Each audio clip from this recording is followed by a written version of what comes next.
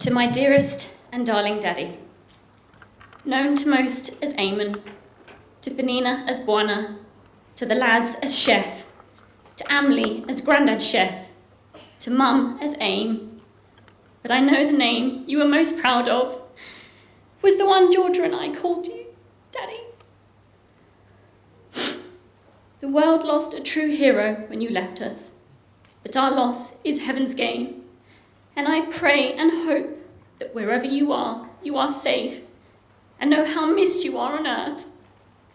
The earth that is so much less bright without your presence. You were only small, as you stated in your book, 5'7". I am convinced that you became a chef so that the hat gave you added height. But you were larger than life, with a presence that commanded a room, and a heart that was made of gold. You didn't have one bad bone in your body. You were kind, loving, supportive, giving, compassionate, and generous. I only just heard a story last week about you helping a cyclist who was injured on the side of a road a few years ago. You did things for people, Daddy, without publicising them. A man of true integrity, high morals, and values. You selflessly helped so many young Kenyans achieve their dreams of becoming great chefs. You also taught them about life. As one mentioned to me only last week, he taught me about life. Cooking was secondary. Their appreciation was shown to you in 2012 when they surprised you by throwing the Eamon Mullen Appreciation Dinner, whose attendees ranged from Magamary, who was one of the first to train under you, to the latest recruits in the kitchen. Even after you retired, you still offered a helping hand to the young Kenyans who approached you. Only last year, you found someone a job who contacted you via Facebook.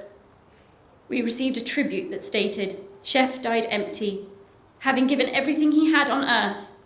This made me very sad to read, because the thought of you being empty broke my heart.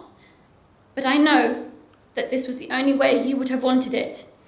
Despite finding it hard to accept, I have to trust that everything you needed me to know, you have already taught me. Daddy, you were also feisty, a man who stood up for himself, your family, your chefs. You also stood up for all those who worked in hotels and were poorly treated by management. You received many visitors to your office in your various kitchens, reaching out to you for advice.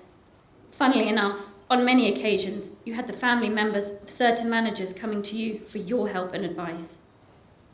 I remember you saying to me once that you knew all the names of all the cleaners at the hotels, because without them, you had no restaurants. You treated everyone fairly and equally. I am glad you have touched so many lives, and your chefs are now passing on your values, because the world needs more people like you. Daddy, you really were unique, one of a kind, and completely irreplaceable. You were a pioneer and a visionary. Your legacy will live on forever. What you achieved on your own is more than remarkable. You lived to share your knowledge and provided all those who trained with you a better future. Cooking was in your blood. We would often find you watching cooking programs, reading cooking books, and chef autobiographies, and travelling the globe, funded by yourself to work in your peers' kitchens for your continuous learning. I even found some notes last week in an old notebook with different menu ideas. You were constantly wanting to create.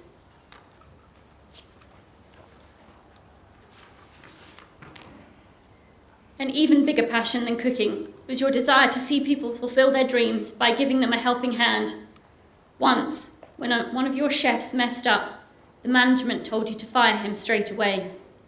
You firmly believed that kitchen staff were to be dealt with by you, and that was something you did in a correct manner. You refused to fire him, gave him a second chance, and he is now executive chef at a large establishment in Nairobi. You were always willing to give someone a second chance. One of your chefs told me, "He gave me a chance when no one else would." This same chef told me that he once asked you how he could repay you. Your reply was that the only repayment you wanted was for your teachings to be passed on. I can affirm that your chefs are honouring this request. You lived by the mantra, firm but fair, and you were always fair. I once asked Panina if she was scared when she first started working for us, and she said yes. Juana used to scare me, but I know it was because he wanted me to learn, and she has lived to tell the tale 34 years on and is still very much part of our family. There were a few chefs that you had to fire, but whenever you would bump into them, they would still always show you respect because they knew the firing was down to them and not you. I remember once when you stopped at a junction and the Matatu conductor shouted out, "Chef Moulin," one of your old guys who hadn't quite managed to stand the heat of the kitchen. Luckily for you, to ease your pain in the Nairobi traffic, he waved you on in front of him. The battles you had with the management at various hotels were stresses that only Mum, Georgia and I really saw. You weren't scared of telling them to fuck off, but it did take its toll. I truly believe that people couldn't quite handle your raw talent, your charisma, your cheeky wit, and your charm. I read a quote once that said, "Jealousy is a good indication that you are doing things right. People don't get jealous of losers." You paid airfares from your own pocket for you and the lads to travel to competitions when management refused to help, which you mostly always returned with gold medals. You battled the accountants who wanted to cut cost, which baffled you. How were you to create magic with low-cost ingredients? Yet somehow you managed. For many years in the early 90s, you also provided 3 meals a week to 3 AIDS orphanages in Nairobi to feed the mums and children using the food that would have gone to waste, and you also provided them with a Christmas cake every year. You did this for many years, but sadly this ended when the management accused you of theft. This was a sad day for you and many who relied on those meals. Daddy, please rest assured that this was always a story Georgia and I were very fond of, and it speaks volumes. You worked with some questionable characters. However, the company you absolutely loved working for was Block Hotels. The Block family was very dear to your heart. The love and respect was mutual. You remained very close to Mr. and Mrs. Rabb, a name Georgia and I always called her, despite Mrs. Rabb always insisting we call her Ruth. I remember you telling me about when Tubby told you he was trading in your old Datsun for a new one.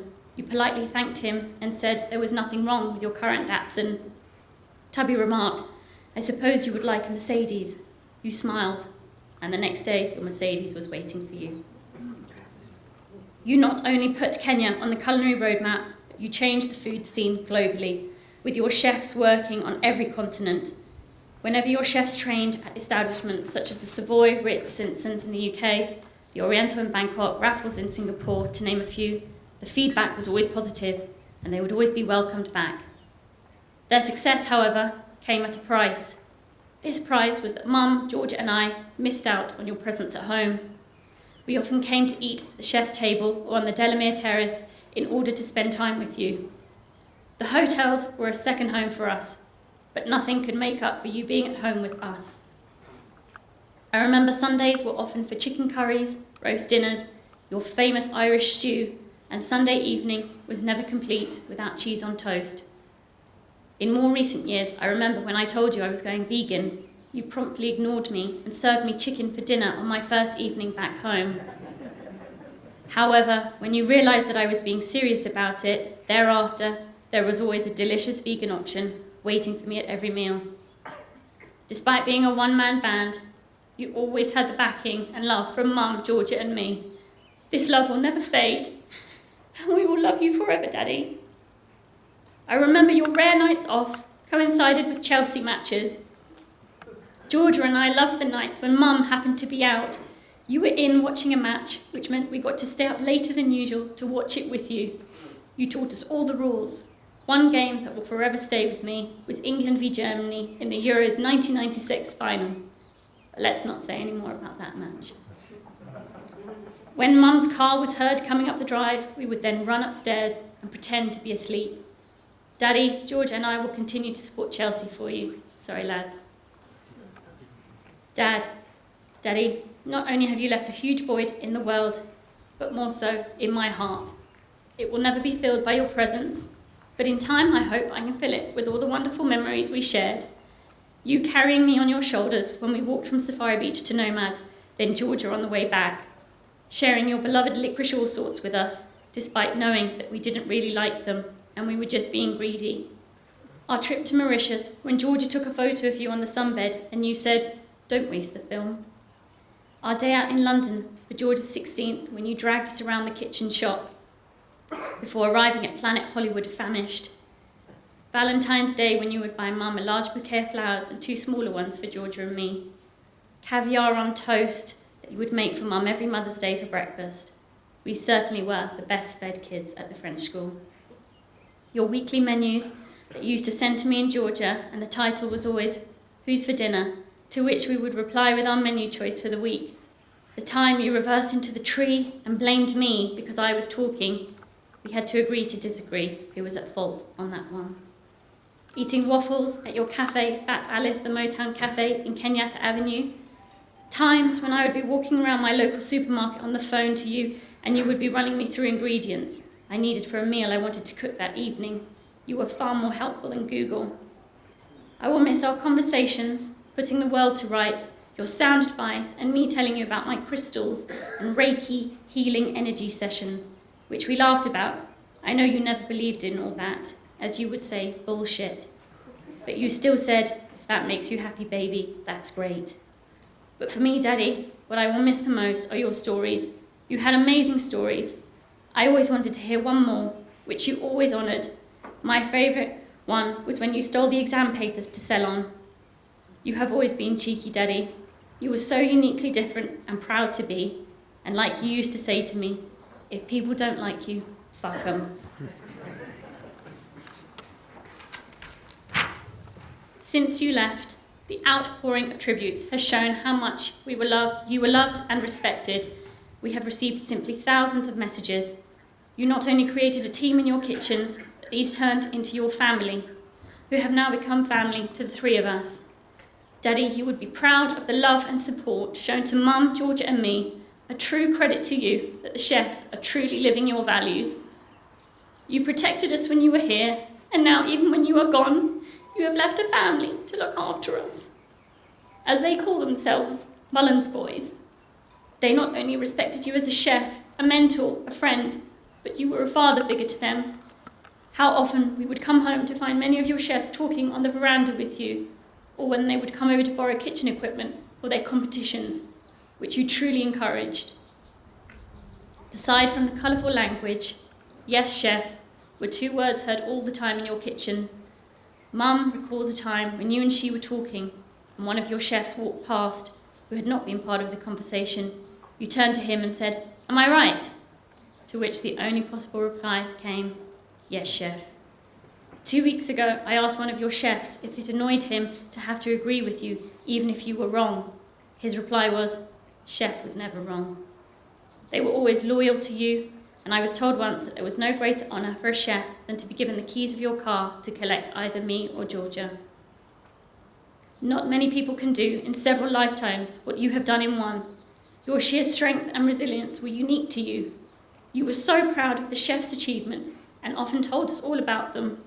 How many times we had to say, "We've heard this story before, Daddy, but what I wouldn't give to hear just one more again." My memories of you are now my most prized possessions, and they will forever remain in my heart. I was grateful that I got to spend your last 2 weeks with you. Those 2 weeks will forever remain in my heart. They were filled with kisses, cuddles, and the endless times I told you that I love you. Even towards your last days, you were still your cheeky self. When asked in the ambulance by the nurse how old you were, in true Eamon style, you replied with, "None of your fucking business." I will miss your smile, your laugh, your generosity, your guidance. This is truly something I'm going to find hard, because no one gives advice like you. It was direct, correct, and mixed with a ton of compassion. Just like your recipes, you had just the right ingredients. And yes, Daddy, a big thumbs up. You were right. I will miss your cooking, my all-time favourite being your tomato soup and creamed spinach. But most of all, I miss you. You were truly one in a million. How lucky I am to be able to call you Daddy. Daddy, my words can never do justice for you, for what you have done for me and so many. I promise to carry on your values, your correctness, your compassion, your fairness, and I will continue to stand up for myself and others and tell people where to go if need be. Thank you from the bottom of my now broken heart for everything that you gave and shared with me, mainly your guidance and love. I know that I will never be alone. On earth, you had a moustache, but in heaven, you now have wings. I love you, Daddy, with all my heart, and a pinch more, always.